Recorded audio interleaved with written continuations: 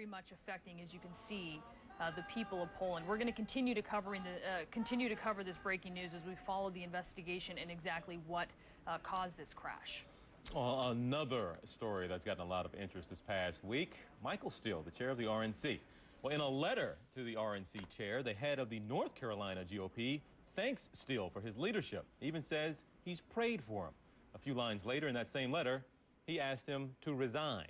He is the first member of the RNC to publicly ask for Steele's resignation after these latest scandals. My next guest says Steele resigning would be a huge mistake. Let's bring in Republican Lenny McAllister, who's been a friend of our show here on CNN Saturday and Sunday morning. Lenny, good to see you.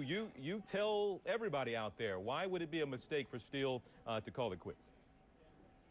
Well, first and foremost, TJ, leaders don't step away, they step up. What has been one of the major criticisms about former Governor Sarah Palin attempting to go after the White House in 2012, should she choose to do that? It's because she stepped away from her post in 2009 as governor of Alaska. The Republicans cannot continue to have messages where people step away from these images. Lenny, that's a little different of a situation as far as the reasons for doing so. Some would say Steele stepping away would be a good thing because he has brought all this scandal. They could at least wash their hands and get rid of all this bad press if you just get rid of Steele. They said the same thing about Governor Palin, where she had all these controversies, these ethical allegations up in Alaska as well, but now she's being bandied around as being a presidential candidate. At some point in time, when you're at the crux of history, you have to go back to humble servant leadership. If you're able to do that, you can work through a crisis and lead people in the direction they need to go. Michael Steele has done a great job raising money. There's been some very significant elections that he's led victories on, and we're at a point in time where Republicans can help bring the nation back to where it needs to be. This is not the point of time to step away. It's the time to step up back to servant, humble leadership. Well, I think you would make a good point there. We're talking about the governorships, so at Virginia, New Jersey, among them also Scott Brown's victory up in Massachusetts. You talk about the $11.4 million that was brought in last month. So a lot of things people can point to and say he's done a good job on. But let me show you something that we got from where else? From Jon Stewart on The Daily Show. I'm just going to show this to our viewers. Might be a little amusing. You probably know what we're getting at, and then I'm going to ask you about it on the other side. Yeah, I do.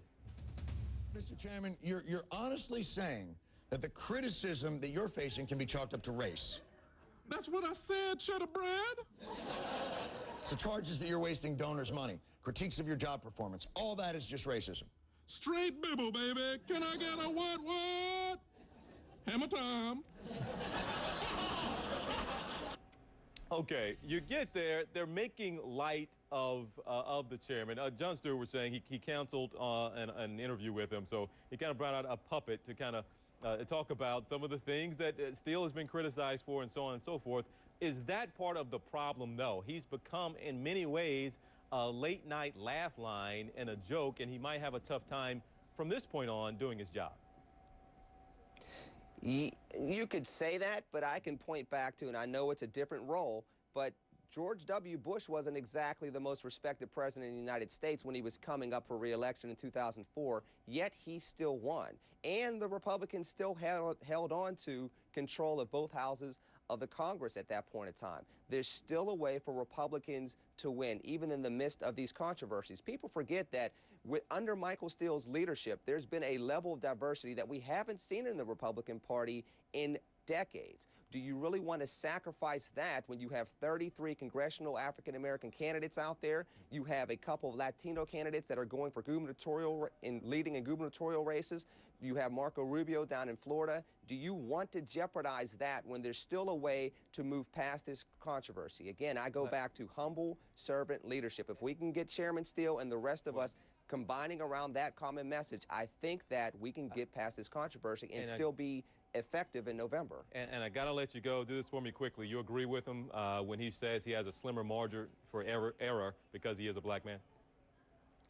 I think the margin of error we have to focus on is the fact that we're at the crux of history at this point in time, and both Barack Obama and Michael Steele have very historic decisions to make, and because of that, they have no margin of error regardless of who they would be. All right, Lenny McAllister, always good to see you again.